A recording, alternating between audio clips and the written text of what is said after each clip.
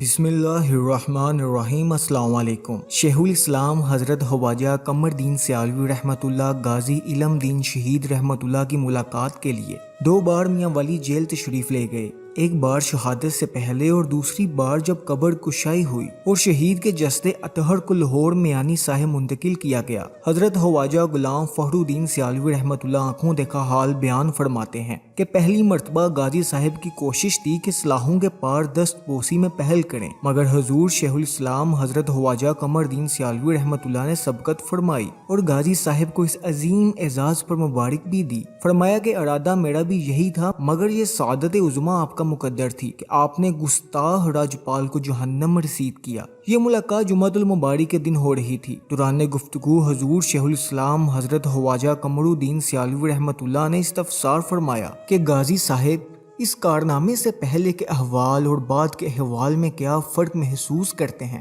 ناظرین گرامی، غازی صاحب نے جواباً فرمایا کہ حضور میں نے 3 فرق محسوس کیے ہیں۔ نمبر 1 یہ کہ مجھے جیل کی کوٹری میں دن کی روشنی میں جاگتی آنکھوں کے ساتھ روزانہ رسول کریم رؤوف الرحیم صلی اللہ علیہ وآلہ وسلم کی زیارت عطا ہوتی ہے۔ نمبر 2 یہ کہ پہلے میں ایک کم پڑھا لکھا مزدور آدمی تھا، مگر اب جیل میں مجھے الحمد سے والناس تک الزبر عطا ہو گیا ہے۔ نمبر 3 یہ کہ پرسوں اتوار کے دن جو میری پھانسی کا اعلان کیا گیا ہے یہ ناممکن ہے، کیونکہ مجھے میرے آقا کریم صلی اللہ علیہ وسلم نے خوشخبری عطا فرمائی ہے کہ علم الدین ہم خمیس جمعرات کو تمہارا استقبال کریں گے۔ یہ کہتے ہوئے غازی صاحب کا چہرہ مزید دمک اٹھا اور ایک شگفتہ سی مسکراہٹ لبوں پر پھیل گئی، اور پھر ایسا ہی ہوا کہ انگریز نے ملک کے غیر بھرپور احتجاج کے باعث اتوار والی پھانسی کو ملتوی کیا اور جمعرات کو غیر اعلانیہ عمل درآمد کیا گیا اور میاں والی جیل کے احاطے میں امانتاً تدفین ہوئی۔ حضرت خواجہ فخر الدین سیالوی نے مزید فرمایا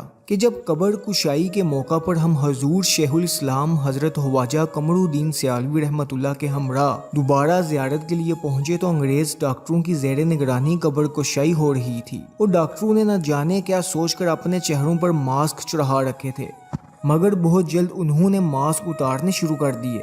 ایک عجیب سی خوشبو تھی کہ امڑی آ رہی تھی، مٹی کو ہاتھوں میں لے کر سونگھ رہے تھے اور ششدرہ و حیران تھے کہ یہ نہ گلاب ہے، نہ چنبیلی، نہ مشک ہے، نہ عنبر، یہ نہ جانے کس جہان کی خوشبو ہے۔ اور پھر شہید کا چہرہ تھا کہ حیات نو حیات جادواں کا مظہر تر و تازہ اور منور۔